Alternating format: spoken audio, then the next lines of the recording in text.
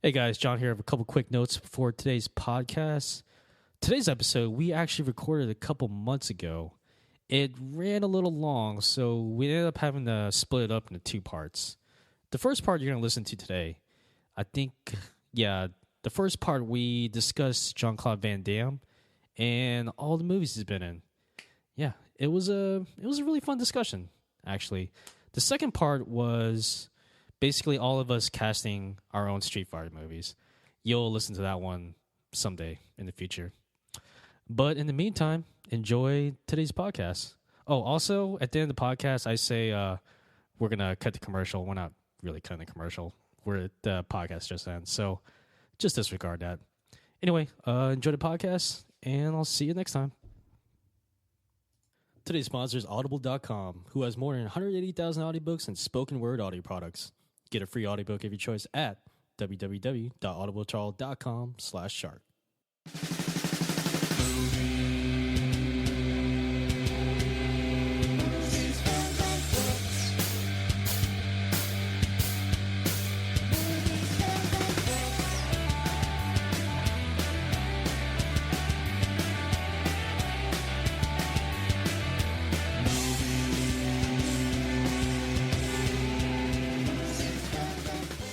Hello, and welcome to another episode of Movies, Films, and Flicks Podcast. I'm your host, John Loswell. Joining me, as always, are my wonderful co-hosts, Mark Hoffmeyer.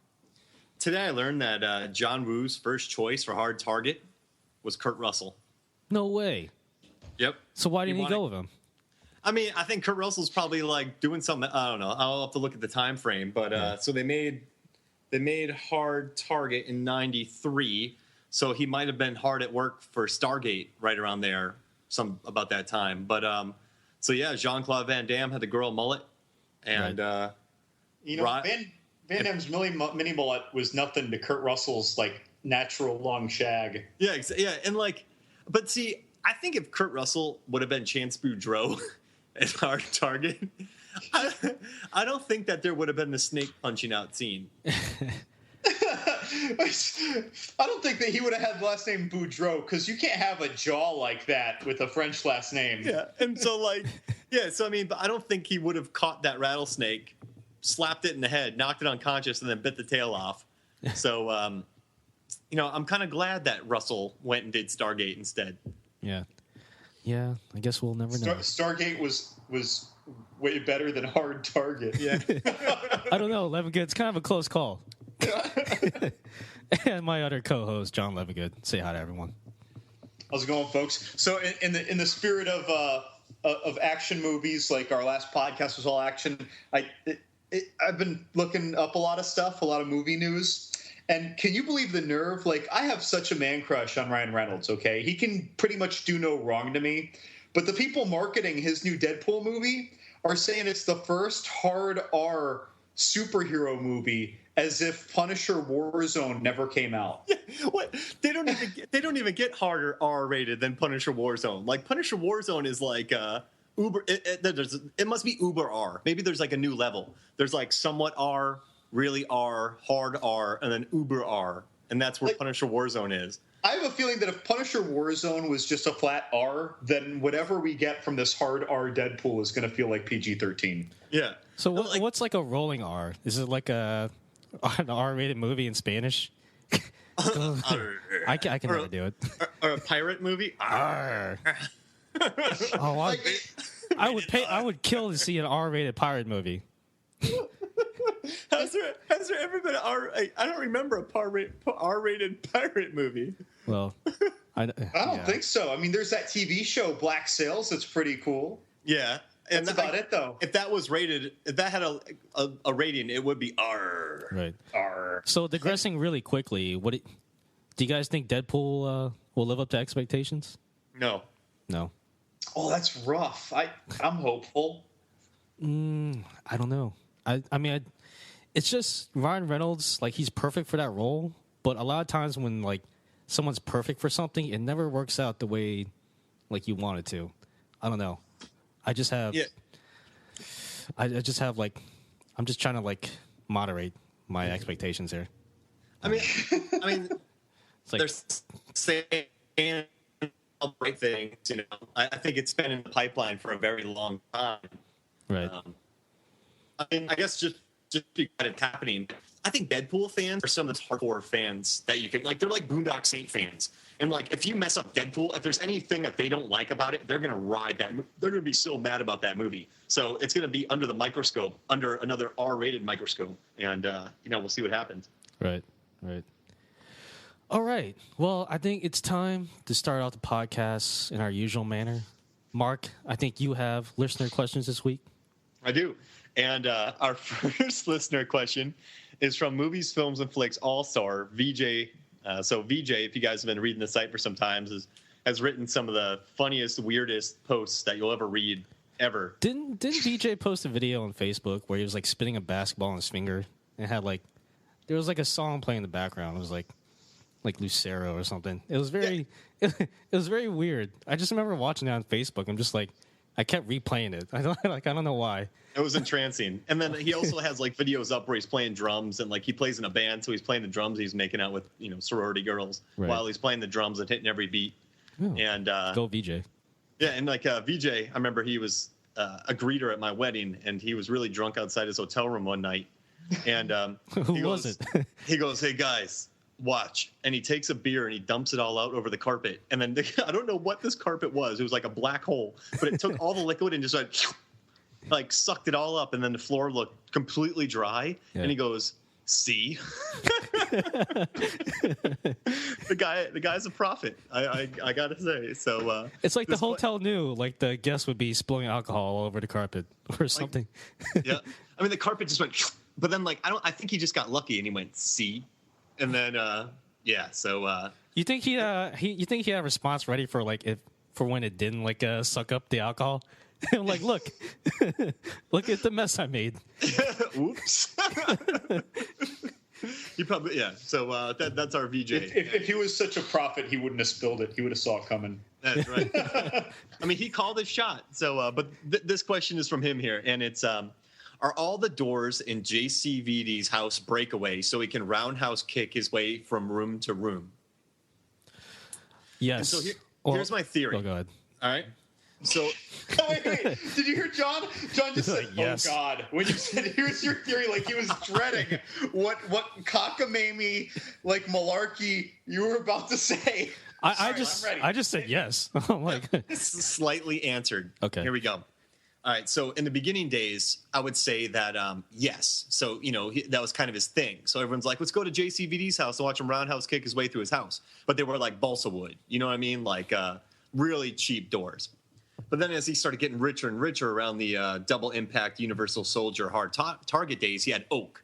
And he had one person at each door standing there waiting to replace those doors when he kicked them in. So that means if he just felt like doing like 2 rounds around the house, he would have doors. Because when he was poor, he couldn't replace them. It was just kind of SOL for a few days. Mm-hmm. But then as time went on, and he turned down his $12.5 million per picture and he started doing direct-to-DVDs, he went back to balsa wood until he pulled his groin. And then he just went to normal doors. But now when he gets drunk occasionally, he'll kick them in. Right. He's so flexible. I feel like he'd have to do more than 180 degrees to pull his groin. I mean, no, he probably tried like a 720. Yeah. And like in a hallway, which is even more difficult. Like if you have some open space, maybe you could do the 720. Tony Hawk can't do that like in a hallway. He needed a whole ramp to do it. Yeah. So JCVD, like in his hubris, and he probably had a lot of Belgian beer in him. So he did it. He made it. He got through, probably 360. He caught his foot on the door banister on the other door, and his groin just went. So I'd like to think that this house doesn't have breakaway doors because Van Damme, he's not super huge. He weighs back in the day, he weighed like 180 pounds when he was releasing his early movies. He was a bodybuilder. He was like 5'10", 5'11", but he's a strong guy, right? Really thick legs. And he was given when he would do his kicks, he didn't make things look easy. He always had a big wind up, and his hands would be all over the place like he wasn't defending himself, and he'd have the biggest, longest like a white Bruce Lee after it. So I mean, I think he was just putting everything he had into it, like old man strong, even back when he was only in his 20s, and that they're real doors, and that he's knocking down some real like brick shithouse doors. Yeah, and I guess that could be true because I was watching Kickboxer in preparation for this thing, and when he's drunk dancing, and when he kicked those guys, I feel like he killed them. Like I know his windup was so big. Like I don't think he likes to do stunts in America because he says everyone's like wimpy. Like he knocked the guy's eye out in Cyborg. So when I watched those kicks of his, like I was like he killed that guy. So I think he probably could take out doors, but I think they're expensive. And so I think in his heyday he had real doors, but then when he got broke again, he went back to balsa wood. Yeah. Every time Van Damme throws the most trivial kick, he puts more into it than the last kick in like a Thai strength contest. Yeah. Like he puts so. I'm not surprised he's popping eyes out of people's head. Yep. And he's so crazy too. When you see his face after he throws those kicks, you think someone was about to knock the eyeballs out of his head. Yeah. I just want to imagine a scenario where one of his close friends decides to pull a prank on JCVD and just replaces his front door with one of those revolving doors, and it's really durable. Every time he tries to roundhouse it, it just spins, and so he keeps roundhousing it, and it just spins faster and faster. And he's never able to get into his house. Like the door just like he just keeps kicking it, and he just doesn't understand why. Like why won't it go down? The house just flies. It breaks off the structure and just flies away like a paddle. Like a propeller. It's propelled. Yeah, like those paddle, those things on the rivers that had the big paddles, but it flies away in the air. It's like, I need to get in. I need to use the bathroom. Like when exactly like the tilt-a-whirl when you sit inside, and one day he tricked his buddy who put the door in and he got him caught in that. Yeah, and he split his buddy for about a half hour. If the power ever goes out in the city, just hook up a generator to the Van Damme's revolving door. He could do it. He could probably power a city for a week. I mean, yeah, you know what? He did that splits on those trucks. That should be the next thing. Just Jean-Claude Van Damme, giving Bruges electricity for 2 weeks by spin kicks. Yeah. That was in the deleted scenes of in Bruges. What was that ad for, though? That truck ad? Was that a Volvo Trucks? Yeah. I think it was either that or Mercedes-Benz, but I think it was Volvo. That was such a cool ad when he slowly was doing that straddle. And I remember reading about that. They're like, no, he really did that. I'm like, nonsense. He didn't really do that. And I'm reading everywhere. Yeah, he really did that. Those trucks really did that. Oh. Yeah. He's still got it. I would be so nervous to be one of the drivers. I'm like, all right, just drive straight. Don't veer too far, of course. Because if I screw this up and he pulls a groin muscle, he's going to pop one of my eyeballs out of my head with a roundhouse kick. Like, he's going to pull a groin, and he's never going to be able to put it back in. Yeah. Like, that's how bad it's going to be. Yeah. So right. I think that's our slightly answer to that. Yeah. Okay, you know what? VJ must be a prophet, because when I heard that question, I never would have thought such beautiful answers would come out of it. But he was clearly leading us the way. Oh yeah, he knows. Yeah, and then he's pouring one out over the carpet right now. That's just disappearing. And then also during the wedding, like I'm not quite sure what happened, but like Megan and the bridesmaids were getting off of the elevator. And I think VJ was thinking it was like some random ladies, but then when he saw it was Megan, like, he was like, he's good friends with her. So he goes, "Oh, Megan, you're the worst." On her wedding day? It was like the night of the rehearsal dinner. And because he thought that you guys went out with him. The last text I got from you, Lazarus, was Jay's peeing in the tree. And but that's the only text I got on the night before my wedding. Well, after Megan and I text each other, but your text late at night saying Jay was peeing in a tree outside of the hotel. But yeah, so he realized they weren't anybody that he could like hit on. So he goes, "You're the worst." That's epic. And then our next one was actually from another guy who was at the wedding, the lumberjack himself, Jeremy Moore, my cousin. And he asked, what made JCVD stand out from his cohorts? And would CGI have helped or hurt him? And so this is kind of what I'm thinking about JCVD is I was watching Bloodsport. And there's a scene in Bloodsport where he, for some reason, sees the bad guy digging stuff from his pants. Wait, what? Like, what was he digging out of his pants? Well, Bolo Young has like this secret little pouch of powder that he keeps inside his pants, and I'm telling you, it takes like 60 seconds for him to dig out. The ref is watching it. The referees who do nothing in Bloodsport are watching it. Jean-Claude Van Damme is watching it. So he walks up and he gets powdered in the face, like he basically gets antiqued. I remember this scene. So Bolo Young, he pulls out like a whole pill and he like takes his sweet time just crumpling it up in his hands. Yeah, and then like he crumples it up. Everyone waits around, and then JCVD allows himself to get hit perfectly. But like Van Damme, he like showed a lot of like he was like vulnerable in it. Like he kind of had like he was like Paul Walker at its best. When Paul Walker's at his best when he's like scared shitless and like kind of vulnerable. And I really like that scene. And I also think that, so he could be vulnerable. And I also think that he was just really good at doing the splits. I mean, you watch every movie he's in, he does the splits. Like, he does the splits, he punches people in balls, he does naked splits in Time Cop. Like, he's splitting everywhere. And I don't know, man, I don't know. Yeah, so I think between the vulnerability and the splits, that's where he stuck out. And then I think he would have been hurt by CGI. Like, most of his stuff depended on, spin kicks and splits and, butt shots. That I don't think that like CGI could have aided any of that unless he was like spin kicking dinosaurs, which I'm all for. Right. But so I mean, but I saw a movie with Dolph Lundgren fighting a giant monitor lizard, and that was really lame. So I mean, oh man, who won?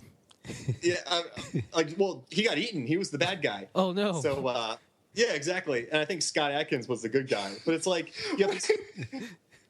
What if they do all those sci-fi movies of the week, like Anaconda versus Megashark, and then it's Sharktopus versus Crocowolf, and then they make all these crosses with the sharks and the octopuses and all this stuff. What if the Sci-Fi Channel actually recognized Dolph Lundgren as a movie monster, and they started mixing other things with him, so it would be Sharktopus versus Dolphosaurus, or like that would be perfect because back in the day Dolph used to box and like use his arms, but nowadays he's all front kick. So if he was like a Dolph Lundgren T-Rex hybrid, like he doesn't really need his arms. He would just be throwing the scariest front kicks in the history of the planet. Are you guys ignoring the obvious crossover with animal you can make? Dolph Lundgren, the dolphin. Oh, Dolphin Lundgren. That's so dumb. I would not watch that. Dolphin Lundgren. Dolphin Lundgren. It's terrible. It's like some horrible like straight to DVD rip off of Aquaman. Or a sci-fi movie. That's what it sounds like. Dolphins are very smart, and Dolph Lundgren does have his master's in chemical engineering, and he was on an MIT Fulbright scholarship. So dolphins are smart. He's smart. Like he could be beating up sharks. Yeah. He could be like the head of Dolph with the body of a dolphin. Hold on, I wanted to ask, like, how many dolphins have a master's degree in chemical engineering? Yeah, I mean, imagine Dolph with his smarts with a dolphin's like echolocation and like the cool flips that they can do. Oh man, he'd be unstoppable. Yeah. And his hair would stay perfectly gelled throughout the water. I just want to imagine a dolphin with Dolph's chiseled jawline. How would that look? So, what would a Jean-Claude Van Damme monster be? Let's see. Something deadly, but also that can split. No. It's Jean-Claude Clawed. Yes, Jean-Claude. Oh. Van Ram. Jean-Claude Van Ram. Just like he has horns on his head. What if he's like a grizzly bear, but that can also do splits? Like a really small grizzly bear. like he's rampaging towards you, and all of a sudden, like at the last second, he just does a split and just like claws you, like in the crotch. More of a honey badger, really. Yeah, it's okay, darling. We're safe in this tree. Then all of a sudden, this stupid bear does this massive, huge spin kick and kicks you out of it. I want to know who's saying "darling" up in that tree. No wonder they're being hunted. It's yeah. I love it. So Jean-Claude Van Beaver. Doesn't make sense. wait. So what guy? So Van Damme. What makes him what makes him stand out? from everybody else. Right. You know, what you said, I was actually thinking something really similar, and that's that so he has two things that I feel like most action stars don't have. One, he's naturally very charming and good-looking without putting him in snazzy clothes and without giving him super brilliant one-liners. You know, like, he has this cute little head twitch gesture that women like. He's got that little half smile. He's like the best-looking clean-cut action star ever. You know, when he's like fresh shaven and everything, like he's a woman's dream. He's always wearing black silk underwear and all these like nice clothes. Like in his his movies, you always see him in his underwear. Like, how do you know he's always wearing black silk underwear? Because in Double Impact, his twin even makes fun of him for always wearing black silk underwear. Oh, okay.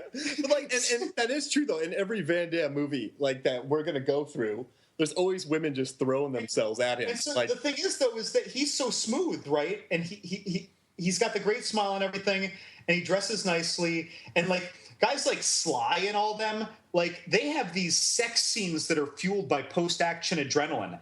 Van Damme has date night with the woman and then has, like, a romantic waking up with, like, this cute, like, oh, it was really nice last night and everything. Whereas, like, when Schwarzenegger, well, he almost never had a sex scene, it seems, but like a Sly or someone, they wake up, they're like, I gotta go kill something. Like, the moment they wake up, they get out of bed. And Van Damme, he's gonna sit around and snuggle and get them breakfast in bed. So he's got that. And the other thing is that he never starts out as the tough guy. We always see something in his past that shows that he wasn't tough at some point, or we see him building through the whole movie just to become capable. You know, like he's the guy who's not running into this shit thinking, I'm going to kill 89 guys in a row. He's the guy who's training because he needs to train, not training for the sake of training like a Rocky movie. Yeah. Oh, no, yeah, I guess that, and, you know, Bloodsport, he learned to kind of, you know, he was a troubled youth, and he learned to kind of become tough. And then he had to stick up for Donald Gibb against Bolo Young. And then Kickboxers, his mulleted brother got destroyed by Tung Pao. And he didn't even know how to fight in the beginning of Kickboxer. He was just in great shape. And then we had to witness 15 minutes of him being pulled into splits. Right, and even in like Cyborg, so we're covering his three like oldest movies, but even in Cyborg, even though when we first see him, he's like total badass to the max. When we see his backstory, it's like these land pirates that he was chasing around, like they just totally manhandled him and his family and like killed his girlfriend and her daughter or his daughter or his family or whatever it was that got killed.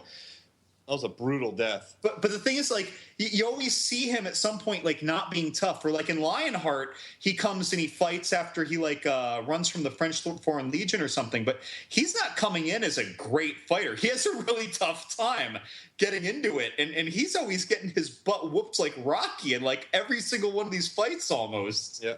I do think that he's mastered the use of the nut shot and people like that. So, like, in Bloodsport, and then in what is it, Lionheart? In Lionheart, he kicks the Scotsman under the kilt. And then remember the parking garage where they're fighting in a parking garage. The guy throws a high kick. Jean-Claude like splits and punches the dude right in the nuts. I think he turned it into a grab afterwards too, because it almost looked like twisting a dagger, but with his wrist. So, like, you know, and then, like, Ebert had this to say. He said, Van Damme, who is Belgian and unlike many of his countrymen, can speak English virtually without an accent, has more conventional good looks than most of his competitors, projects less inner complexity, and seems thoroughly comfortable with his feet above his head, a position many martial arts experts often find themselves in. So whoa! Did Ebert say that he could speak English without a French accent? Well, I guess compared to, like, you know, Schwarzenegger's at the time. And, I mean, you could barely hear what Steven Seagal said, because Steven Seagal was always like, he was American, but he goes, yes, man. He sounded like the guy from The Water Boy for some reason. And then Sylvester Stallone was always like, hey, when I turn my head on backwards, it's going, it's not cool to make fun of people with learning disabilities, Mark. Yeah. Yeah. But, like, so, I mean, even with his Mark. accent, he was more understandable than, you know, the other action stars at the time. Yeah, well, I wasn't exactly buying that he was ever from Detroit, though. Well, hold on. If you look at his filmography, like half of the characters he's ever played have a last name that could be like French or Belgian. Oh yeah, like, you know, Chance Boudreaux. And then in Death Warrant, there's a line. They're like, "This is L.A., not Canada." You can't. Because he was from Quebec in that. Yeah. And then people were like, "You can't get away with whatever you want here." It's like, man, what's going on in Quebec? What kind of lawless Mad Max land is Canada turned into? So, Lazarus, why do you think that he is, more approachable than many action stars? I'm just going to list 3 things. 1, hair gel. 2, accent. 3, splits.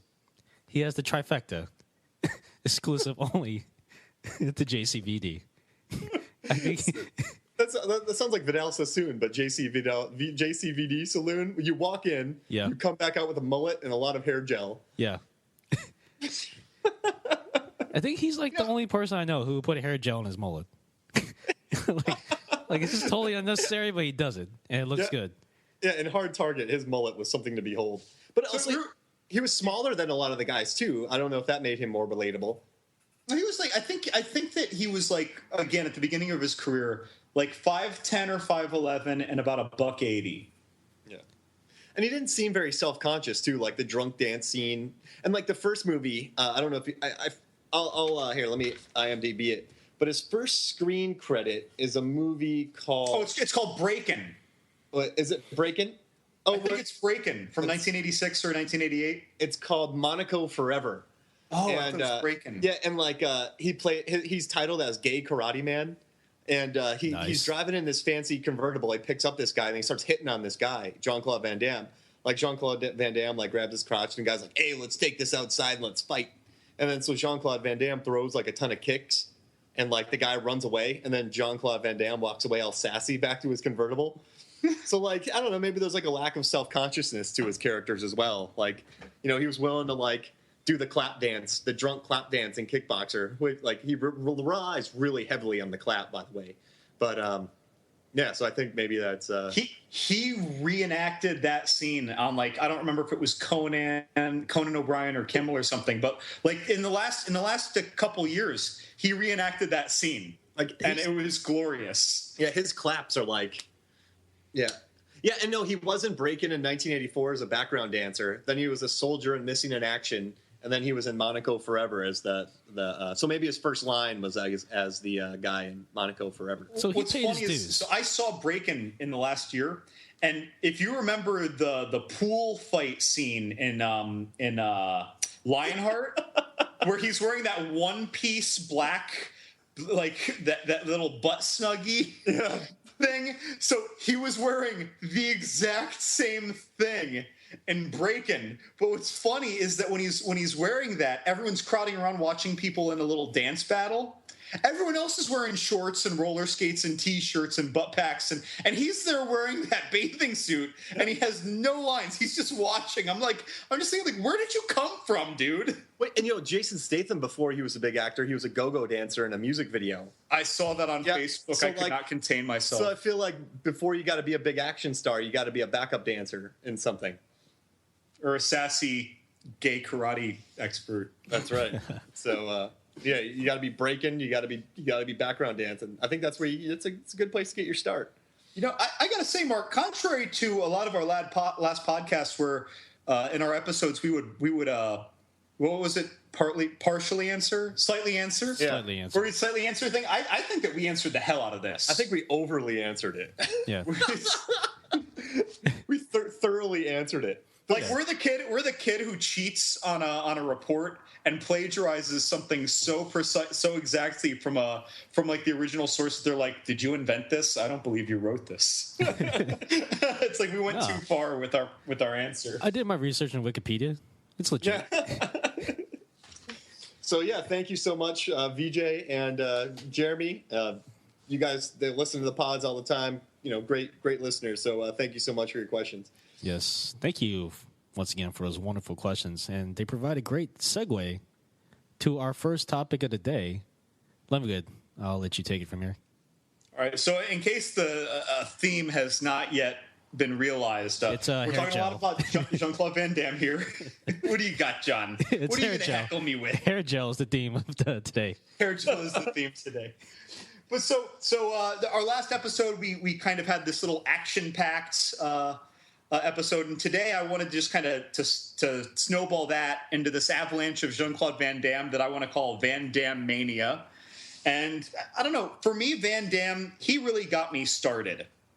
Like when he started his real movie career in 1988, I was 7 years old. I was already taking martial arts. When he stopped his first decade, I was about 17 years old when his last big movies were coming out in theaters. And that was when I started lifting weights while I was doing martial arts. So he was my action star. Like, I wasn't the bodybuilding Arnold Schwarzenegger. I wasn't some little word-slurring Sylvester Stallone. I wanted to be a Van Damme. Yeah. And so today, I wanted us to talk loads and loads about Van Damme. And I think specifically I wanted us to focus on his first 10 years of movies, all of his highlights, because those first 10 years, starting in his first starring role anyway in 1988, those were his theatrical release years. Those were when he was associated with action movies, whereas now he's associated with having used to be in action movies and bankruptcy. Poor guy, and I think a cocaine problem. Oh no, yeah, he had a big one during Street Fighter. Like they said, he was out of his mind. But yeah, so I wanted to talk about his first 10 years. And you know what? I mean, he was right there with the training montages, although his were different. His training montages, like we said earlier, he was usually going from nothing to something instead of like Rocky, where he was going from great to greatest. So I thought it was interesting. He had a lot of humility. We saw his characters develop a lot. He panics a lot. He gets freaked out, and he puts everything he has into a lot of his swings when it's the beginning of the fight, not just the end of the fight. I mean, he has his smooth moments, but I think that he was, as we said before, he was a unique action star. And so I thought that we'd go through his first 10 years of movies and say what we loved the most about him, what we remembered the most, what was the silliest, what was the best, what was the most ball-crunching. That's every movie, then. I think we've covered his ball-crunching moments pretty well. Like, it's pretty much the sumo wrestler in Bloodsport and then that poor Scottish guy. Wait, why is this Scottish guy in this underground street fight anyway? Yeah, but why is he the poor Scottish guy? Like, there's no rules, man. Like, if he was just standing on the street and he got hit, dude, anybody who gets punched in the balls and then has the fist twisted against their balls is a poor guy. I don't care what he did. That twist at the end, that was unwarranted, Van Damme. Yeah, that was a cheap shot. That was mean. So, can I tell you guys a little something about hindsight with Bloodsport and Kickboxer, since these are nights. All right, so I'm looking back at his movies now, and when I was a kid, dude, I thought like Bloodsport and like Kickboxer. What's that guy's name? Tung Po, when he was kicking the block before the fight with Jean-Claude Van Damme's brother. I thought he was like the baddest dude ever. Bolo Young and his pec bouncing. I mean, I thought these were like the hardest core, baddest dudes on the planet. But I watch the films now at 33, and I realize that the fighting in these movies is terrible. Like, there's no blocking. There's no, like, game planning. Like, Tung Pao, he's really not that tough in Kickboxer. Like, so Jean-Claude Van Damme is, like, supposed to take a dive in Kickboxer. So he takes a beating, and then when he finally turns it around, the dude has no idea how to, like, fight. And he just starts throwing wild Bane punches. And he's, like, getting in his butt. Like, so he's really not that tough. And then, like, Bolo Young in Bloodsport, like, he just straight up cheats, right? He throws that powder from his pants in Jean-Claude Van Damme's eyes. And then Van Damme literally sits there for 2 minutes just going, ugh! And then Bolo Young just sits there watching him. And it's like, yo, punch him in the face right now. Like, these guys, I don't know. I guess, I know it's more about his training and the spin kicks and stuff like that. And there are some really kind of cool moments. But the fighting in these movies is not proficient at all. Well, hold on. There's one particular fight between both of those movies. Oh, by the way, guys, both those movies, 1988 for you young listeners. Do watch them. Just watch them with beer. You'll have fun. But so 1988, when Van Damme is fighting the nondescript martial artist who's probably doing Taekwondo or something in Bloodsport. The guy's wearing like an off grayish gi. Actually, he might have been Kung Fu. I don't know. But he was fighting this guy. There's nothing special about him. but they have a kick battle, kind of. Not like the Thai strength contest, but the bad guy throws a kick, and Van Damme blocks his kick with a kick. Like, he kicks down his opponent's kicking leg. And then at the same time, they both do a jump spin kick, and neither of them make contact. And then after that, at the same time, they both do another jump kick, and Van Damme makes contact. But it was like a battle where after that block, Van Damme was just a little farther ahead in his techniques, where by the second follow-up technique, he had the leg up on the guy, literally the leg up. But so, I mean, that was actually, like, technically one of the more interesting scenes in a Van Damme fight. Yeah. So, yeah, I'll give it that, and I'll give it the bar fight in Kickboxer, because there's a scene in Kickboxer, like I said, in that bar fight, where he kicks a guy. I think he killed him. So, but with his wind-up, I mean, come on. I'm like, I saw that, and I'm like, that guy's dead. He was like, I want to see the deleted scene. I want to see what happens. That guy's dead. I'm like, get up, guy. Please get up. Like, he's I dead. feel like he killed him. But, like, you know, in Bloodsport, I think there was 5 splits during the training, on the rock, in the room, when he punches a sumo, and then when he gets dragged. But so there's like 6 splits in there. And then Kickboxer, you know, it's all about him splitting up in his training and everything. So, I mean, I like it. I think he was the underdog, and I think he built himself up to win. And I think that the idea of Bloodsport was really cool. You know, I think that there were memorable bad guys. And so, I mean, it was a great kickoff. Well, gosh. It was a great kickoff to his career. Get a leg up on that kickoff. And to be fair, guys, I was watching the fight again in Kickboxer, and it's like one long butt shot of JCVD. Like, he's wearing that skirt, and every time he gets kicked, he falls on his back and it flaps up, and you're sitting there going, what? Like, what's going on? Have you noticed that? True. Like, why is it like G-stringing up his butt? Yeah, and like, It's that silk underwear. happened. It's so unpredictable. Yeah, and like, people are gonna be like, how'd you notice? Like, dude, it's right in front of your face. So you're sitting there and you're like, oh, come on, JCVD. Like, after like the 8th time, you're like, they did this on purpose. They set up his I could count his butt hairs, all 0 of them. So it's like, I think they actually planned that. And so you're sitting there going, oh, brother. Like, I don't remember that when I was young, but I'm watching it now and I'm like, oh, come on, guys. You know, like, and then I'm watching that, you know, in Kickboxer, the end fight. Like, that guy really wasn't that tough. So. You know, Mark. He had huge pecs. Yeah. Mark, I think you brought up a really good point earlier when you said, like, you know, watching the fight scenes, you know, as we're older now, it doesn't seem as good. And I totally agree, because I think the fighting, especially early in Van Damme's career, like, they're not really meant for, like, people who have, like, a technical knowledge of actual martial arts. It's a very entertainment focused type of martial arts. And I think that's what Van Damme does well. Like, that wasn't really the reason behind it, though. No, but I think you're right. I think, all right, so. like, his moves are very flamboyant. Kinda, yeah, and, you know? and they are. Yeah, you're right. Because remember that scene in Bloodsport where that guy's looking at him and he's like cracking his knuckles and he has his hands up in like the Muay Thai stance. Yeah. And JCVD just spin kicks him into oblivion. Like, you know, I forget most movies I watch. Like, you really do, because you can't absorb that much. But there are kicks and moments from Kickboxer. Well, not so much Kickboxer, but from Bloodsport that are incredibly memorable. Yeah. Like, you know, that the 3 back-to-back jump spin split kicks. Yes, and so I think you're right. I think he did capture a very cinematic fighting style. Yeah. And now, obviously, like, you know, Rocky and all these movies, it's really hard to be technical because people get knocked out left and right. So you do need to have the trickery of cinema. And so I do think he had a very a fighting style that translated well to cinema. Yeah. So. I don't know. I mean, obviously, true martial artists is going to look at it and just like, oh, that's not real at all. But, like, you know, when we're little kids, like, we don't know better. We think he's, like, the greatest martial artist ever. And, you know, maybe he was back then.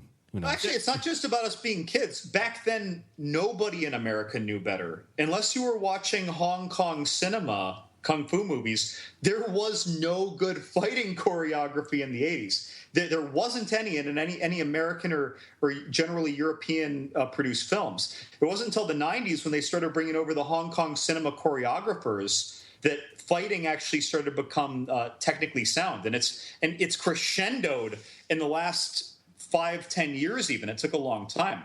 But if you look way back to the old Schwarzenegger movies, there were a lot of backhands from people like Schwarzenegger because it was easy to film behind the guy throwing the backhand and fake him hitting the guy when you're really a foot away from coming into contact with the victim's face. And if you go back to the 70s, Sonny Chiba and Bruce Lee, right? And but not them. They were really fighting. But the American movies, like Schwarzenegger was literally picking up and throwing people when he played Hercules in New York. Yeah. Or like, because they had no choreography. Or like Gene Hackman in French Connection. Like he was just sort of chasing people. Or like Burt Reynolds in his movies. Like or Clint Eastwood in Every Which Way But Loose. It was just like a lot of boxing.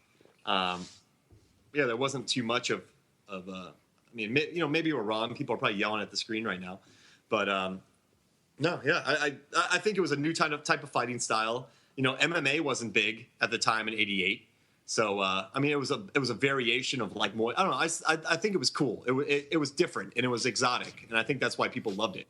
Yeah, especially if you compare. No, this is going to sound like sacrilege, but like when you compare something like Bloodsport or Kickboxer to like kind of like the Bruce Lee era style of martial arts, like it was just like Jean-Claude Van Damme's style of fighting just seemed a little bit more exciting. It just seemed a little bit more, in your face, more action packed. I'm not to say he's better than Bruce Lee. That's not the case. And Bruce Lee was a very technical fighter. He had that. I mean, Van Damme was like the bubblegum top 10 radio hit pop culture. Right. And then Bruce Lee was like, Animal Collective or Wilco. There you go. Yeah. Like, and Bruce Lee is like Beethoven, right? So yeah, exactly. Bruce. Yeah. So I mean, like Enter the Dragon and like a lot of those fights, against like what Chuck Norris and his classic brawls. Yeah. No. Yeah. And then, So he was the top 40 hits, Jean-Claude Van Damme of action. Yeah, he cinema. was like the bubblegum pop of Mark because he was pretty and he had the longest. He was the Taylor Swift of his day. Somebody. He was the Taylor Swift of his day. Yeah, that's right. No way, man. She's gonna be around for a long time. In those two movies, there was one scene that really stuck out for me, and that was the chase scene in Bloodsport, where he's being chased by Forrest Whitaker, who, by the way, is in the whole movie of Bloodsport, guys, a young Forrest Whitaker. But he's being chased by him and this other older FBI agent through the streets, and it's this long chase scene where Van Damme's just playing with them because he's in good shape, and they're playing the song "Don't Steal the Night." And it's like, don't steal the night, don't steal the night. And so I love that scene. That scene stuck out so much to me with that music and him playing around. I was an undergrad in the early 2000s. My cousin Ryan, who we've mentioned a lot on our podcast, he was in my living room flipping through the stations. I had like all the movie channels. I was in the bedroom in the other room and I couldn't see the TV. And he flipped to a station and I just heard, "Don't steal the night." And I yelled, "Oh, what's that? Is that Bloodsport?" And Ryan just said, "Oh my God." He couldn't believe that I knew what movie it was just from those 3 seconds. But so that stood out to me. Like that's one of my favorite scenes in that movie. It doesn't even have a fight. Yeah, and like I don't know. So this is kind of like Ebert. I know I keep bringing him up a lot, but I think Ebert's a genius, and he wrote this about as we're going to get onto Jean-Claude Van Damme's career, and I think it's really. I think he kind of called it. He wrote, "Because the martial art genre has had so much success recently, its stars are condemned to play only leading men. Van Damme and Seagal are always at the center of their plots. That will hurt their careers in the long run, since martial arts movies are limited by their formulas and the heroes are supplied with almost ritualistic plot patterns. Since Seagal seems to have more talent than any of his movies have been able to use, and Van Damme also has possibilities, it's too bad the marketplace won't let them play supporting roles in more ambitious movies." And I mean, like, I think that's totally true. Like, if you look at Jason Statham in Snatch, Lock, Stock, and a recent Spy, he's amazing as a supporting character. But he got pigeonholed by Transporter, and he's made a ton of bad, like, Transporter-esque films. And I think Jean-Claude Van Damme got stuck as, like, a leading man who's basically, like, almost the same character. Like, the tortured underachiever, the guy who's forced into a tournament, the guy who's, he's a good guy, but he's brought back as, like, a cyborg. He has to help a family. He has to help a woman. In Time Cop, he has his wife that's killed. In Sudden Death, he has to save his daughter. In The Quest, he does another Bloodsport film. And so, like, it's like, it's always the same variation of his films. And so I almost wonder I didn't really do that back during the 80s and 90s, but I wonder if he did get pigeonholed and that really did hurt his career.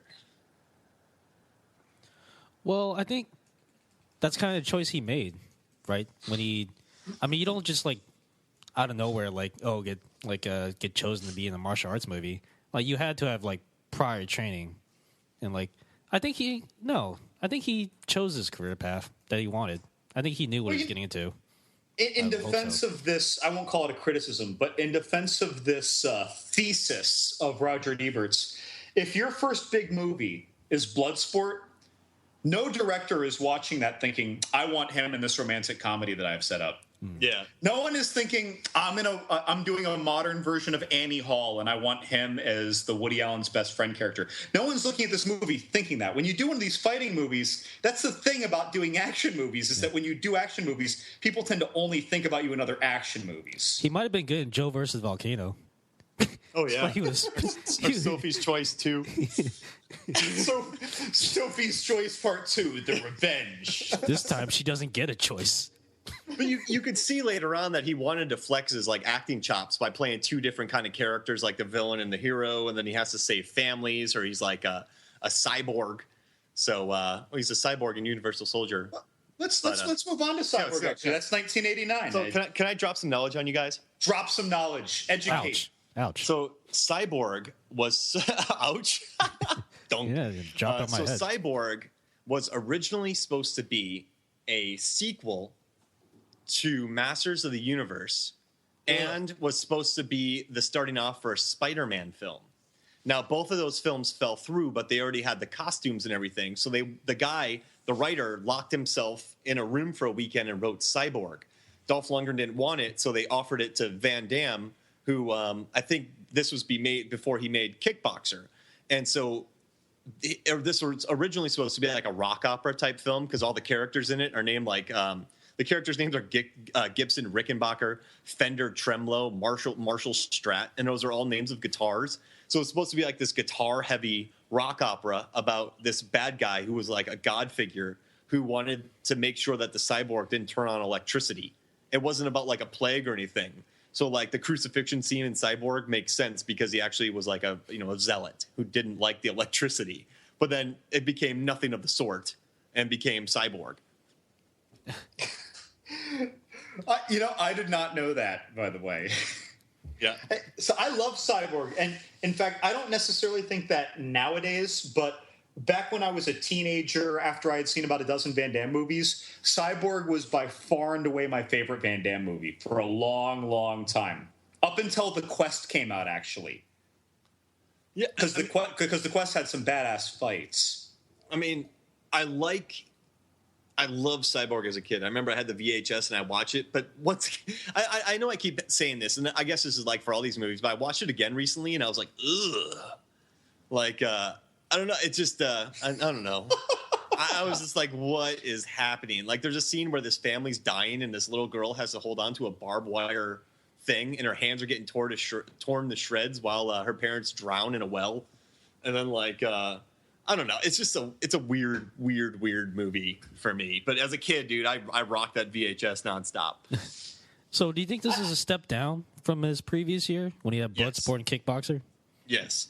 Okay. I don't know, because this was really different for me. Like it's like Kickboxer was his kickboxing Rocky, Bloodsport was his Kumite movie, and Cyborg was his actual loner action star movie. That Cyborg was the first movie where he was really an action star. It was like his Terminator, or like instead of Michael Biehn protecting Sarah Connor from Arnold, he was protecting the cyborg from what was the guy's name? Fender. Yeah, Fender Tremolo. And then there was Marshall Strat, of course. But but like I don't know, he had those weird '90s glasses on. The bad guy, and it just I remember I originally like thought the scene where he did the splits and stabbed the guy through the chest was like amazing, and it was like, so cool. Yeah, like he was above him. I mean, to be fair, like this sounds bad, right? So this is one of those movies I wish I hadn't watched again, and I just had the cool memories in my head. Does that make sense? Like, because I mean, I check my brain at the door. I turn myself into a 12-year-old when I watch those again. Jam a Q-tip like really deep, and like that'll take care of the problem. The synapses firing all wrong. Yeah. It's like, oh, I never saw that movie. I mean, like, I don't know. You know, what'd you think, Lazaroth? Did you like Cyborg? No, I watched it once. No. I watched it once. It was on TV like years ago. I'm just like, well, I'm never gonna watch this again. Wait. So the first time you saw it was as an adult in your 20s? No, it was in my teens. It was playing on TV. It was heavily edited, but yeah, I just remember thinking this is not one of his better movies. God, I loved it. And there was a scene where he's walking down the street and he's like fighting one of the land pirates, and you see the next one coming up. So he's got to finish off this one land pirate with like an elbow, and then he's fighting the next land pirate, and then there's two of them for a second. I love it. Oh, I like the name Land Pirate. I don't know if they ever called him that in the movie. That's just what I'm. Honestly, I'm not making funny. I just like that name. Yeah. They look like land pirates. I probably would have enjoyed it if I saw it with you, Living Good, instead of just like by myself. Like, just like These movies are more fun with someone else. yeah. I think you're right, but I mean, I like the whole post-apocalyptic thing. You know, like, I don't know. I liked, you know, I guess there's some good spin kicks. So yeah, it's not it's not my favorite Van Damme movie, but it's kind of a bummer too because it was one of those movies where I feel like a year ago I would have told everyone how great it was, but then I watched it again. I was like, oh no.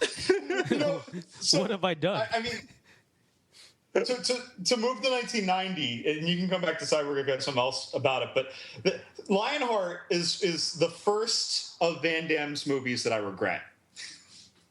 Really? Like that was it wasn't exactly a Kumite movie, but it was, you know, it was an organized fighting arena where he fought all these guys. The fights got progressively harder because they're upping the stakes until he fights like the big bad guy Attila. What a name to Attila. Yeah. But in that movie, like when I look back at that, almost all the bad guys are lame, and the one bad guy who isn't totally lame is putting a lame outfit in a lame setting, and that's the swimming pool guy with the long hair, because I thought of Point Break the whole time.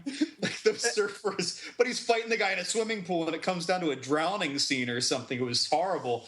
But like the whole movie Lionheart, I regret. I mean, that's got to be a drinking game for me to watch it now. I like the entrance of the pool guy. Like Van Damme's in the pool in his onesie, and then he's like, "What's going on?" Yeah, and then they cut up on some hill. Right, and there's just some guy in another onesie who looks like Tommy Wiseau from The Room on steroids. He looks like he was just birthed from nature, like he rose from the mountains. But he's just like standing up in the trees, and then he runs down, and then like you know, and then it's just a bunch of spin kicks, and then Van Damme starts throwing kicks while in pretty deep water. I'm like, this doesn't work like that. And then, you know, of course, the first fight where there's the big nut shot. And then there's, like, the lady that's bad that tried to seduce him. And then he has the sidekick. And he just wants to make money for his family. But I felt like, I remember watching it and going, like, this is Bloodsport, but not Bloodsport. This is, like, lame sport. Oh man. Living Good, you're on a roll tonight. You know, and you know what else was it? So this is 1990. What else was in 1990 was Death Warrant, which I also really don't like anymore. I mean, I love it in a way. Like, I'll stop if I'm flipping through the stations and it's on USA or TBS. I'll watch it for 10 or 15 minutes. This might happen once a year, wherever it is in the movie. But the bad guy, like, he's not a fighter. He's just some dude who, for some reason, like, doesn't die. Almost by, like, the statistical anomaly that whenever you shoot him or stab him, you're missing an organ. like he just keeps not dying. And they call him the Sandman because he puts you to sleep by murdering you. Like, that whole movie was we got introduced to, like, toilet wine, like, because he's undercover in a prison. It was it didn't work for me. It's like they were trying to do Tango and Cash, and they took out all the fun, and then they gave you a lame bad guy. I just want a scene where it's two prisoners sitting next to each other and like, who's that? That's Sandman. He makes you go to sleep because he kills you. Oh. It's like, I get it. Like, the guy next to him goes, I understand. It's a good street name. Yeah, but I like how the guy breaks it down like he's called the Sandman because he kills you by killing you. Send that guy a solo cup of toilet wine on me. Yeah. No, like this is gonna sound weird, and you know, Van Damme, he knows multiple languages. I'm sure that he's a very intelligent man, but they did not do him favors in this film. I mean, he's bilingual. You know, that's more than what I can say. But like in this film, like I feel like whenever somebody says something to her, there's like a pause in his head, and you hear like a beep boop beep boop beep boop beep boop, and then he replies. But like his head turns, and like it's a very robotic performance. And like even more so, like in Bloodsport and Kickboxer, I felt like he was very, you know, sometimes haunted and vulnerable and like out there, and like I felt like he was good in those films and in his element. But in these, like, you know, the scenes where he's like trying to like in a suit talk about like, you know, talking to other suits, like his reactions to everything was just like super like it was a pause before everything. Like he kind of phonetically learned his lines. And I don't know. I guess I recently watched this again too on Netflix for you know, to learn more. And guys, don't think we're hating on Van Damme. Like I love this guy. I mean, this is what we grew up, you know, but this is not a good movie. You know, I say I regret it, but if like we were all in the same room and you're like, dude, do you want to watch Lionheart? I'd be like, yeah, I want to watch Lionheart as long as there's beer. Is there beer? Okay, then yes. Yeah. It's like, why is Lionheart on? Yeah. These are not alone movies for sure. Yeah.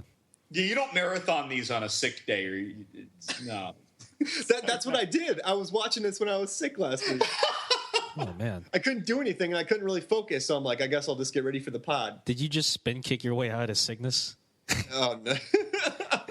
Like I'll just spin it out of me. I'm gonna spin kick us into 1991 for Double Impact. Oh, my spin kicks are there you go. I'm good. Oh, Double Impact. There you go.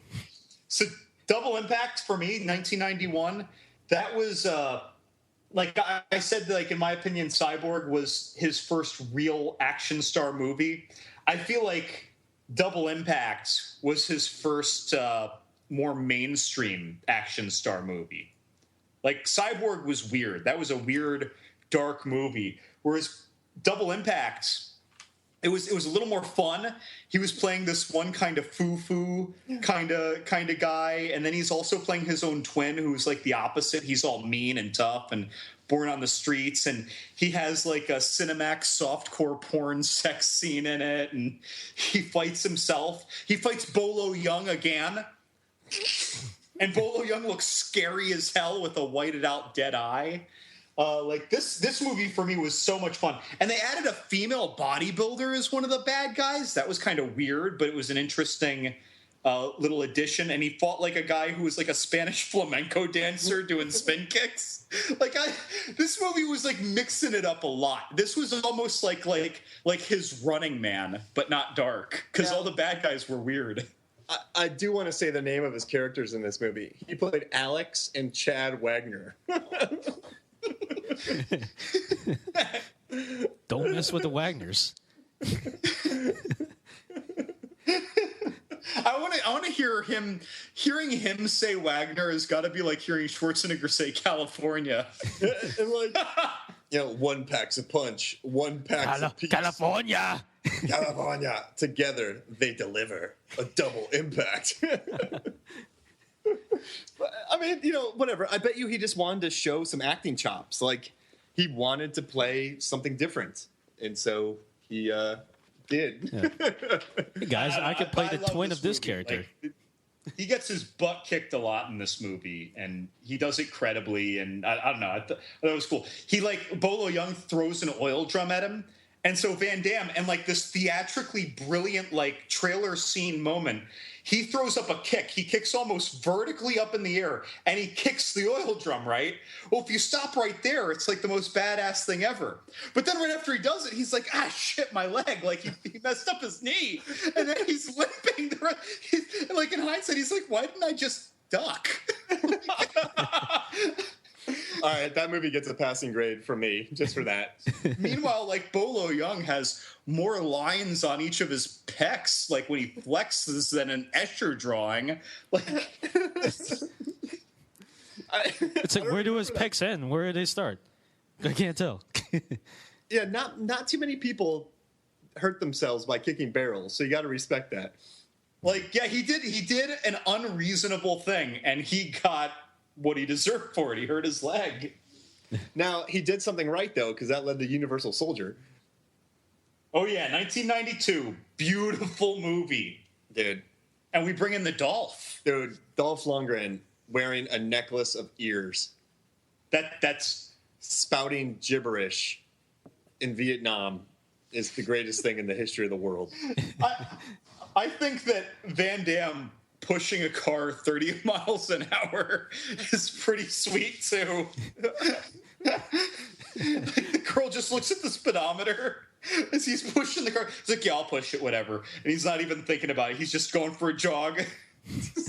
And he's like pushing it faster than anyone on the planet can run. But it's just like, and it actually led to, well, not the sequel, but the Universal Soldier led to two great Universal Soldier movies, but, you know, not in his first 10 years. But, no, I mean, I loved it. Like, it was what, Roland Emmerich before his, like, 2012 days, and Dean Devlin before Independence Day and Godzilla. So it had, like, guys that were very good at blowing stuff up. And it was just, like, a bunch of cyborgs just beating the living daylights out of each other. And they had to stay cold. So you have, you know, Jean-Claude Van Damme chilling out in the, you know, in the ice cubes, trying to learn who he is. Actually, that movie showed a little bit of, you know, vulnerability because he was trying to, like, you know, learn, I guess. Like, that woman was trying to teach him. Well, yeah, and then he got humanized. As he got humanized, it in a way weakened him, and then in the other way strengthened him. And it was, but you know, what I liked about it is like, and so Double Impact, it was the first time he had like a real opponent with a personality, but it was himself playing it, sort of, like because he was battling with himself, his twin. Whereas in this one, we have a recognizable bad guy. We have a bad guy that we have seen before. We saw this guy in a bunch of movies, and it's Dolph Lundgren. So this is the first movie where he has an opposition that isn't some nobody. Yeah, like I think this is the first movie where it's like Jean-Claude Van Damme and Dolph Lundgren. Yeah, yeah, because no one knew Bolo Young in America when Bloodsport came out. But like, imagine that, though. Like, you know, they're talking about Double Impact, and they're like, Jean-Claude Van Damme, Bolo Young. And everyone's like, what? Like 0.1% of the people are like, oh, yep, Enter the Dragon, head nod. Aside from some, like, fanboys losing their heads going, Bolo Young! They're wearing, like, a shirt that says Bolo. We didn't have the internet back then. It's not like people were like, oh, yeah, he's the Chinese bodybuilder who got into martial arts and did a couple movies with Bruce Lee. No, you're not Googling shit, buddy. You don't know who he is either. No, like, I don't know. I just love. I don't know. I don't know. I like, you know, everything about this movie. You know, during the screening for this, I think it was at Cannes. Jean-Claude Van Damme and Dolph Lundgren got into a pushing match. So like, you know, like they were probably fighting for screen time. Is that like a real fight or is it staged? They're saying it was staged, but I still love the idea of it. Well, because if Van Damme pushes Lundgren, Van Damme moves back. And if Lundgren pushes Van Damme goes as far as Lundgren wants him to. Yeah. And like, yeah, and I don't know, but I like Universal Soldier. I think it holds up. I think I still have the movie. Like, I don't know, it's a good TNT film. You know, and after this movie, almost all of his movies became like Van Damme and so-and-so. I mean, not necessarily as the bad guy, but he'd have someone else, even if it was like his romance interest. Like, I can't remember if it was Nowhere to Run or Hard Target, but one of those had Rosanna Arquette, who got big in Desperately Seeking Susan like a decade earlier, so she was already a name. Yeah. But like, so 1993, you have those two, Nowhere to Run and Hard Target. That's when he started his mullet phase. And Ally Walker was in she was in Universal Soldier, and she had a pretty big name by then. So so I mean, he's starting to get. You're right. I think he's starting to move into like the upper leagues because like Hard Target, which was 93, he had, you know, Lance Henriksen and you know, a bunch of bigger names that he was like Uncle Ben from the Quaker Oats commercials.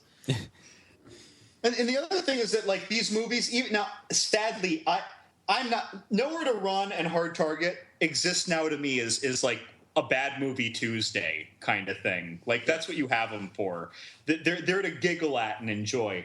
But they had real budgets, like Universal Soldier 2, that kind of crested Van Damme into real budgets. And so now all of a sudden in 1993, we're seeing a Van Damme we've never seen before, regardless of the quality of the movie, because now he's running in slow motion away from explosions. And now he's riding motorcycles into the sunset. Now he's doing all those cool things that cool, edgy characters do that he was never doing before. And now John Woo, of Killers and Hard Boiled made his American language debut with Jean-Claude Van Damme.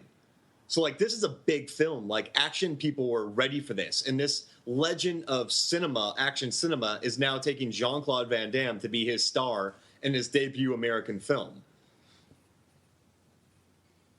So, yeah. Wait. So But yeah, so yeah, that brings up the same point too, though. Yeah, so this is him becoming mainstreamed as an action star in terms of the kind of action roles he's getting. But the problem was Hard Target wasn't good. No, and, you know what Jean-Claude Van Damme had to say? He said, John Woo made me look like a samurai with greasy hair.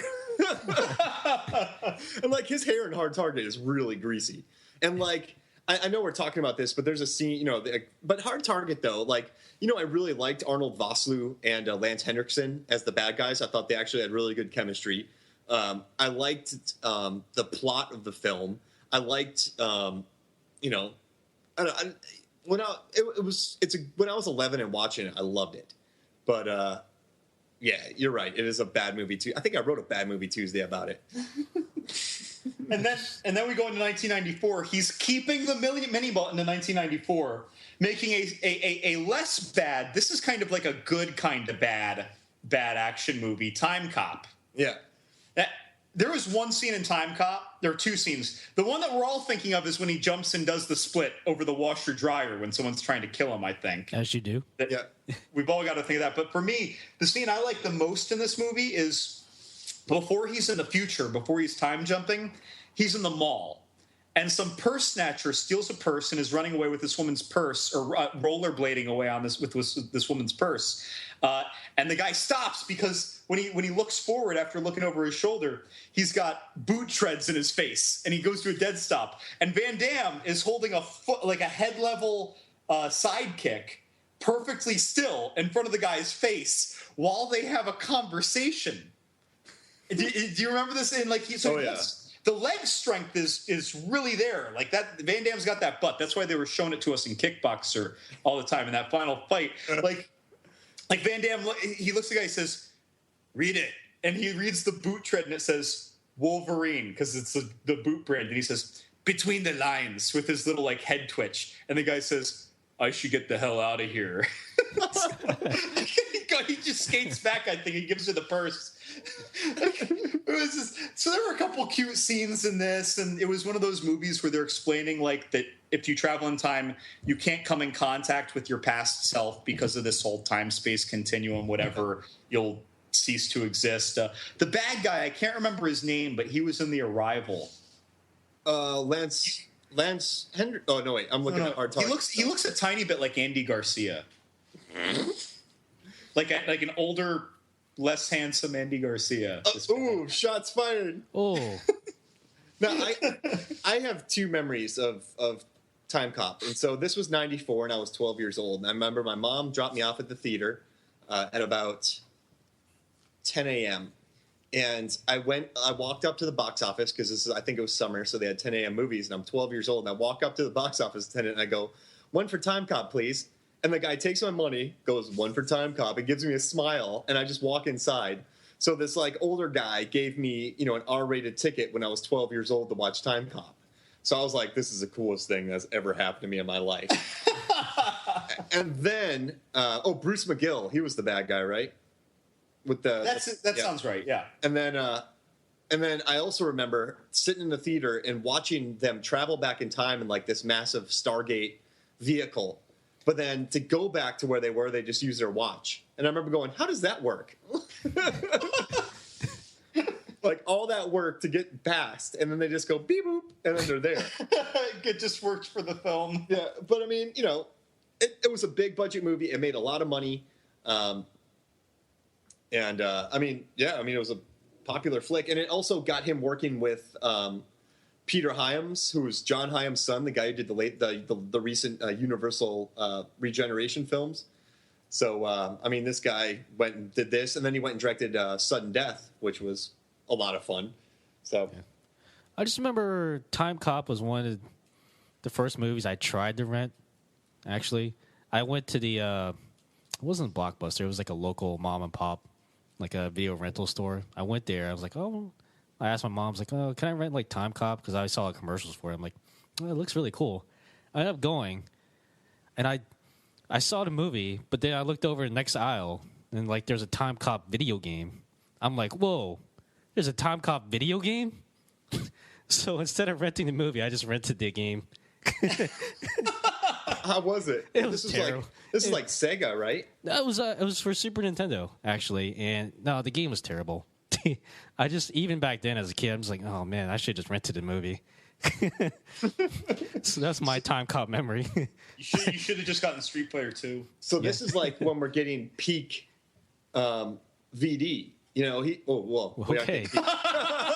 You mean like AIDS? Peak Van Damme. And so Yeah, he like, got around apparently. Like he has video games, like he's starring in these big films, but then also the coke addiction comes.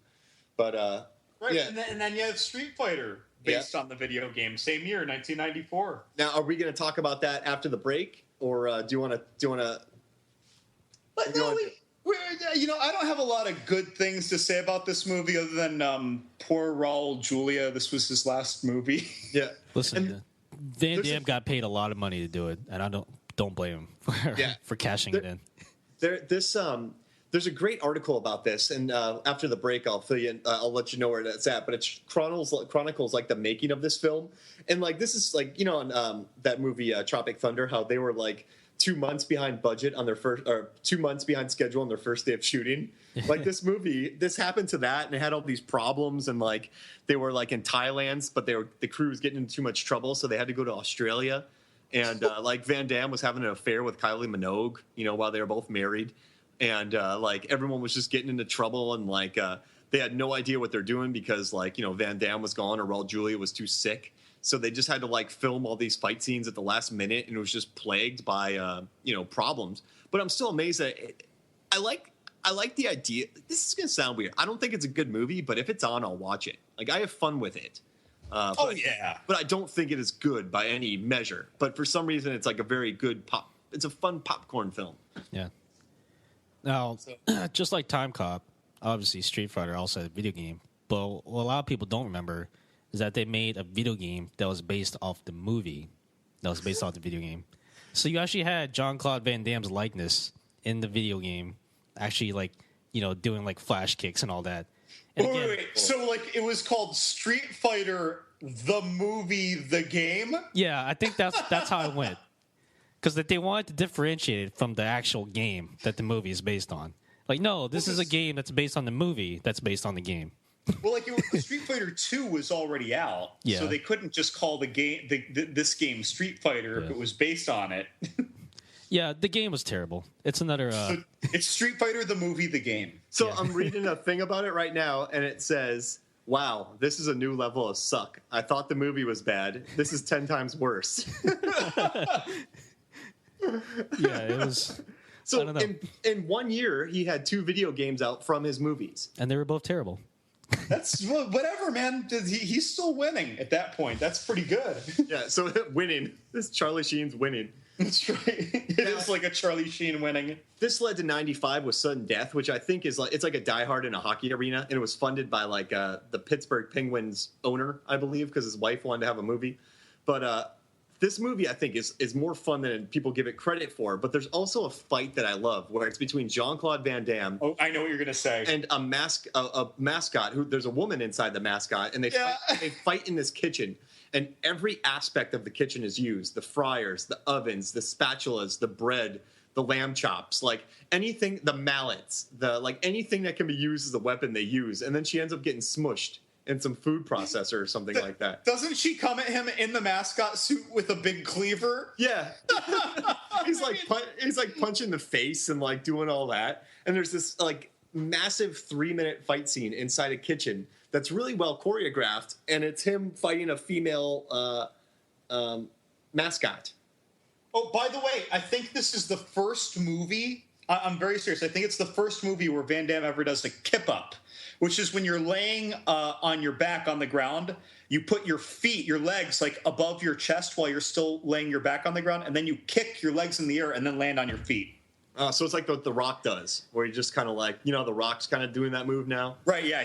But the thing is that The Rock doesn't actually do it. Oh, Yeah. He just Whereas, I think he has like a crane help him. but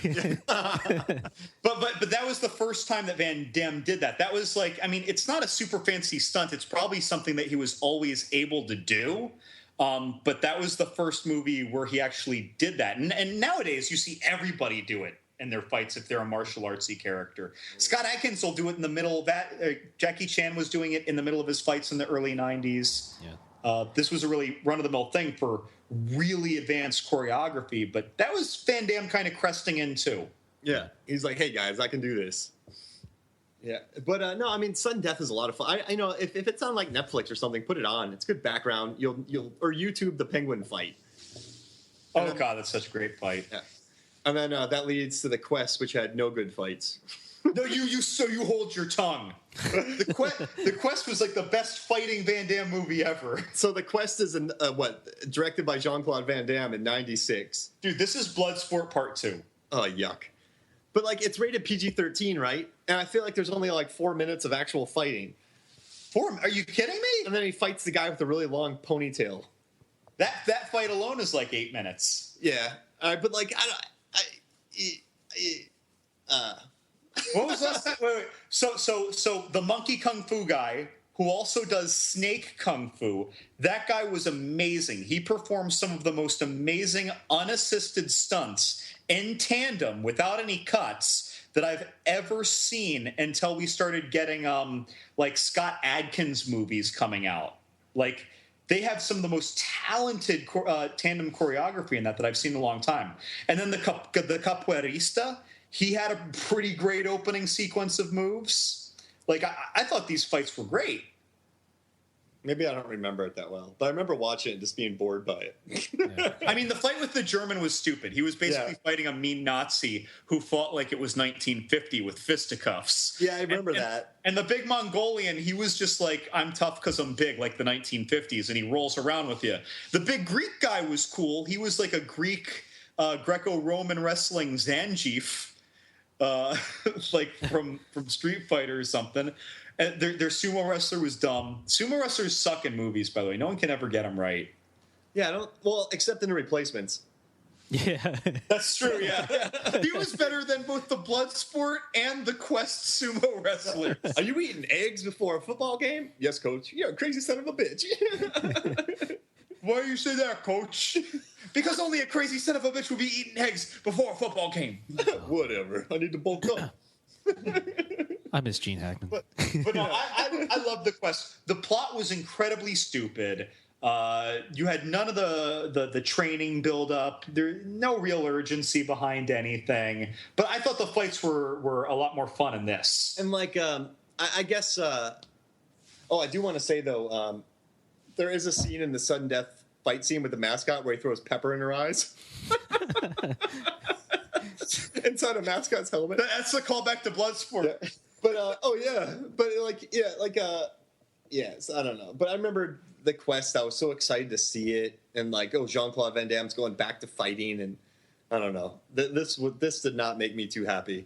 I mean, the whole like hour that leads up to all the fights, I was suffering. it was just Van Damme trying to act his way out of a paper bag, and then he played a mime, right? He was a mime. Ooh, yeah. He was a mime. Yeah, he was like a street performing thief. And I think he loved Charlie Chaplin, so I wonder if that's his like, this is his ode to Charlie Chaplin. Yeah, like his ode to Charlie Chaplin was The Quest. That makes sense. And then that same year, he did another like mainstream thing that was almost like it felt like a direct-to-DVD movie. Yeah, with Natasha Henstridge, and it had the name Maximum Risk. Right, and it's Natasha Henstridge, right? And it's just a couple years after she did Species. Yeah. And in that movie, she was a nobody. She got breast implants specifically for the role in Species. So, like, when you see her cast, any teenager who sees the trailer is like, we're going to see her boobs. Let's go see that. Yeah. I remember feeling bad for her in that movie. I don't know why, but, like, I was watching it, and they just shoehorned that scene in, the scene between them in a bathroom. I'm like, oh, brother. And, like, there's so much running and, like, shooting, and everyone's missing bullets in that movie. That's the only thing I remember is no one could shoot anybody. If I had to come up with one word to describe that movie, it would be like a fart noise. So what would you do for Double Team in '97 with Dennis Rodman? Oh God, that movie was like the Buckaroo Banzai bonkers Van Damme movie. Yeah, like they're teaming up like it's a video game or something, or like a comedy where like Dennis Rodman is literally swinging Van Damme by the arms so that they have bigger reach with Van Damme's legs to kick someone in the face. And then later, like Van Damme is fighting simultaneously Mickey Rourke and a tiger or something in the Coliseum, his daughter's surrounded by landmines, and then Mickey Rourke adds a tiger. Like, I feel like whoever did it was just loaded up on cocaine. Like, so we got the Coliseum, then we got landmines, then we got Mickey Rourke and a tiger. I mean, and I'm going to say, I did love this movie. Even now, I love it it's like the Miami Connection for a Van Damme movie. Yeah. Like, all this crazy stuff is happening that doesn't make sense. Dennis Rodman is in it just because. And now he can fight. Watching Dennis Rodman do martial arts, by the way, is like watching a giraffe do Taibo. It just doesn't sit right.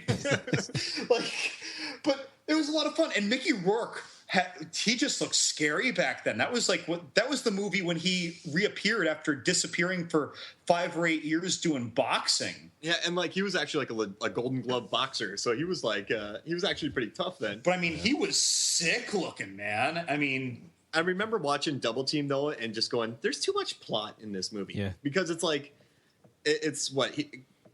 So, well, they were basically doing like almost a Mission Impossible, yeah, so where all these elaborate. Okay, we have to do this, so this will work while you're doing this simultaneously, and if we're half a second off, everyone dies, and then we have to do this and this impossible task and this impossible task. It was a whole lot of that. Yeah, but it's like let's see here. Counter-terrorist Jack Quinn misses his target, Stavros, on the eve of his final mission. From there, he is sent to the colony, a rebirth for presumed dead assassins.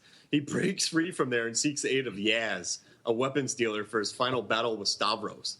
There's just like, it's 4 different movies in one. I love it. Just shoehorned together into a pinata of awesome. Like this movie, I think everyone was starting to get kind of tired of Van Damme. And they sort of missed the point of how stupid and fun this movie is. Like, it's not good, but like you couldn't like. How did this get made? Did an episode of it, and it's really funny. Okay, it's not good, but it's great. Yeah, there we go. Yeah, it's bad. It's good, bad. I think my dream is for them to do a modern day remake of this, starring LeBron James and Chris Pratt. Like, it would just be the exact same plot, and I just want to see like how people would react. And I get the feeling that people would like it because Chris Pratt is in it. I'm like, it's the same movie. I'm like, well, it's Chris Pratt. I want to see it with Tyrese and Dirk Nowitzki.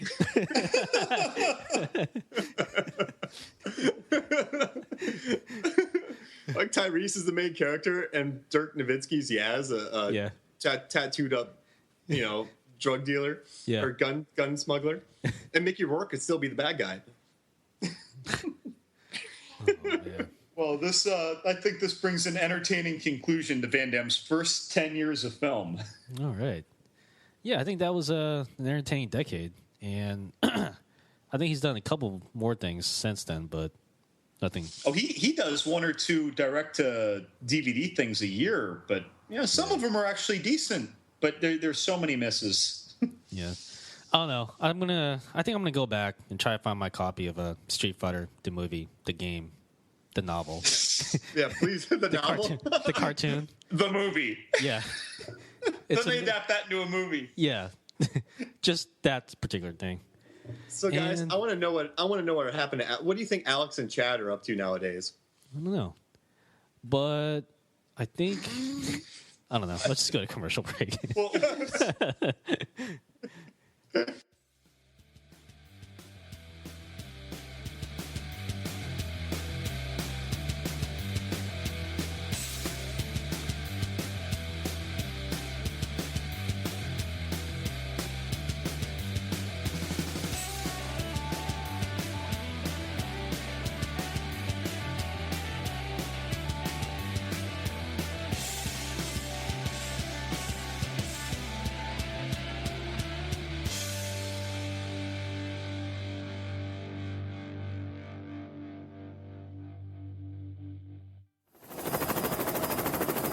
above the target.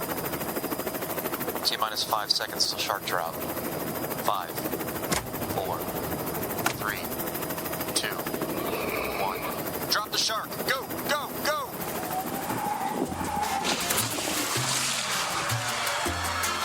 This podcast is a Shark Dropper Studios production.